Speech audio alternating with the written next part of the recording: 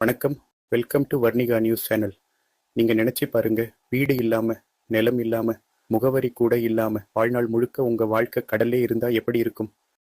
நினைச்சு பார்க்கவே கஷ்டமா இருக்குல்ல. ஆனா அப்படிப்பட்ட ஒரு வாழ்க்கையை தான் ஒரு பழங்குடி மக்கள் வாழ்ந்துட்டு இருக்காங்க. யார் அவங்க, ஏன் கடல்லையே இருக்காங்க என்பது பற்றி இந்த வீடியோவில் டீட்டெயிலா பார்க்கலாம். வீடியோக்குள்ள போறதுக்கு முன்னாடி மறக்காம நம்ம சேனல் சப்ஸ்கிரைப் பண்ணுங்க.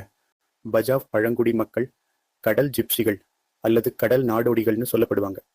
ஏன்னா அவங்களுடைய வாழ்க்கை கடலோட ரொம்பவே பின்னி பிணைஞ்சிருக்கு.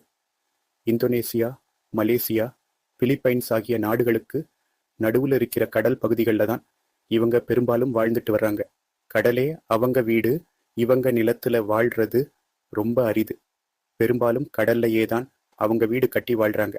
சில குடும்பங்கள் அவங்களுடைய படகுகளையே வீடுகளா மாத்தி மீன் பிடிச்சுக்கிட்டே ஒரு இடத்துல இருந்து இன்னொரு இடத்துக்கு போய்கிட்டே இருப்பாங்க. அதனாலதான் இவங்கள கடல் நாடோடிகள்னு சொல்றாங்க. அசாத்தியமான நீச்சல் திறன். இவங்களுடைய பெரிய சிறப்பு என்னன்னா, இவங்களுக்கு இயற்கையாகவே ரொம்ப நேரம் மூச்சு அடக்கிட்டு கடலுக்கு அடியில நீந்துற திறமை இருக்கு.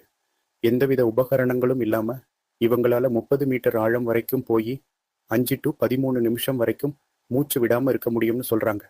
இந்த திறமைனால இவங்க கடல் முத்துக்கள் எடுக்கிறதுலயும் மீன் பிடிக்கிறதுலயும் கில்லாடிகளா இருக்காங்க. பஜாவ் மக்கள்